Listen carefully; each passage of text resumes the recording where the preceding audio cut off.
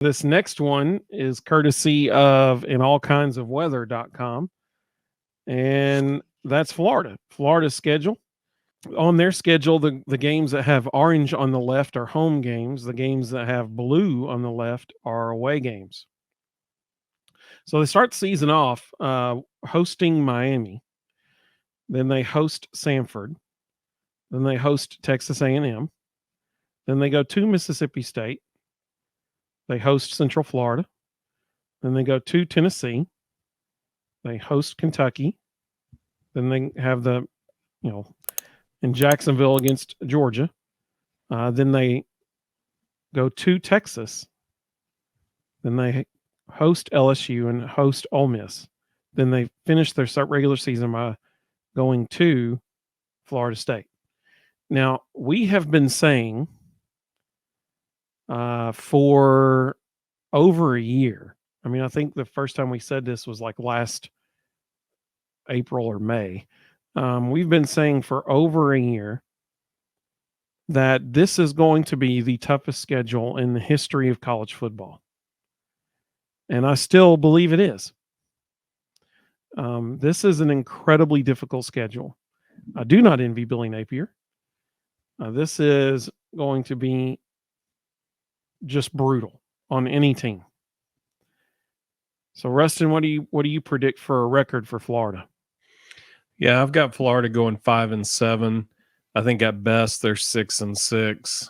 I think they lose to Miami, Tennessee, Georgia, Texas, LSU, Ole Miss, and Florida State. Again, I'm not a believer in A&M. I think they're going to take a massive step back this year. But I could also see, a scenario where they go 4-8 and lose to Central Florida as well. So, I think it is the hardest schedule that has ever been accumulated. Florida's got some decent depth at offensive skill position, but nowhere else. The offensive line is terrible. The defense is terrible. I think they're 5-7 at best. So I actually had the exact same prediction as you, 5-7 with losses to all the same teams. When you look at the first half of their season, those first 5 games, they got Miami, Samford, A&M, Mississippi State, and Central Florida. If they want to get any wins, they better hope they come in those first 5 games. I think, some people are picking Miami to be in the playoff this year. I mean, people have a lot of confidence in Miami. I don't think they're going to be in the playoff necessarily, but I do think that, that's a really tough game to start the season with for Florida. So obviously they have experience at quarterback. Like you said, they have a lot of talent at skill positions. But as we all know, the game's won and lost in the line of scrimmage. And that's a tough schedule there. So if they beat Miami, then there is a chance that they enter Knoxville 5-0. We're both predicting them to enter Knoxville 4-1. But that second half of their season, it's just brutal. It's brutal. You have to go to Texas. You host LSU. You host Ole Miss. You have to go to Florida State. You play Georgia in a neutral site, and you have to go to Tennessee. Good luck. Good grief. That is incredibly, incredibly brutal. A lot of teams, a lot of times teams will, you get 8 conference games, 4 out of conference games. You have to play one Power 5 opponent. Well, now it's Power 4, but a lot of times those other 3 games, people just schedule Cupcake City. And Florida did not do that. Their 4 out of conference games are Miami, Central Florida, Florida State, and Samford. And last year, Samford was pretty dang good. So, that's going to be tough. Very, very tough. The only reason why I think UCF won't sneak up on them is it is the week after the bye. So I think that's the only reason I picked them to beat UCF. But I could very easily see them coming into Knoxville probably 4-1, but I could easily see them 3-2 already. Yeah, absolutely.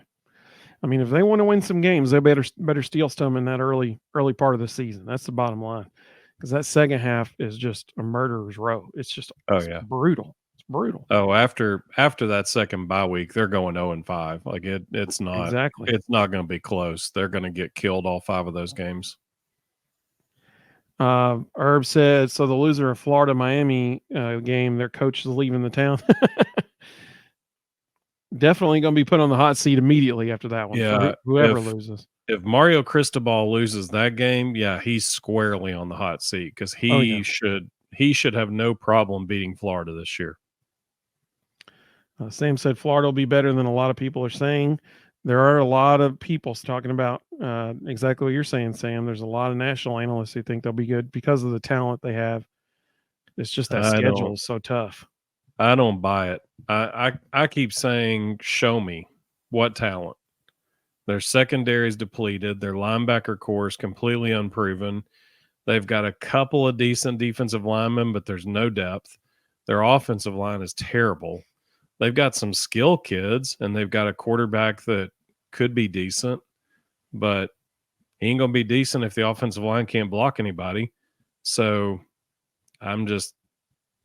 people keep saying, watch out for Florida. And I'm like, what are we watching out for? Because I don't see it. Monica, we're glad you're with us. Green Wave said the only thing that negates Florida having the worst schedule ever is how many key games are at home or in state. Now, that's a fair point about being in state. They're playing all 4 major teams in the state of Florida in their schedule. Yeah. They've got Miami, Central Florida, Florida State.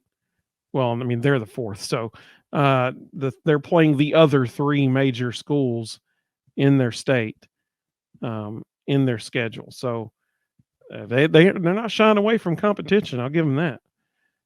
Evan, welcome, Evan. Good to have you, buddy. He said that he thinks they have 3 wins at best.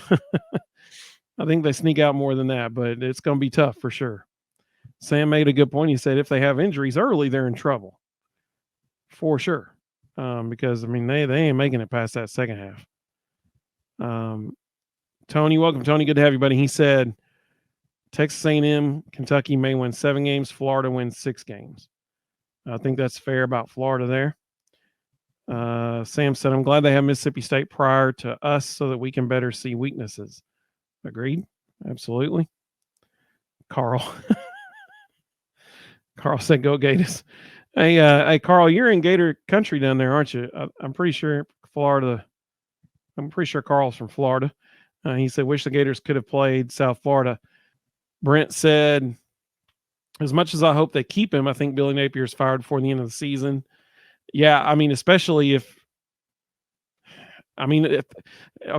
since there's so much positive potential early in the season for Florida, it might get to, that Central Florida game and they're sitting at 4-1. Everybody's like, woo, yeah. And then they lose Tennessee, they're 4-2, but they beat Kentucky 5-2 and they go into a bye week up, hey, 5-2, all right. And then wham, the next 5 games and they're 5-7 in the season. I mean, you're right. By that Florida State game, it might be, all right, it's done, that kind of thing. Brent said, I don't see him making it through the gauntlet this year alive. Florida will be first Power 5 school replacing their head coach this year. Book it. I mean, the last 5 games of the season are just brutal. Just brutal.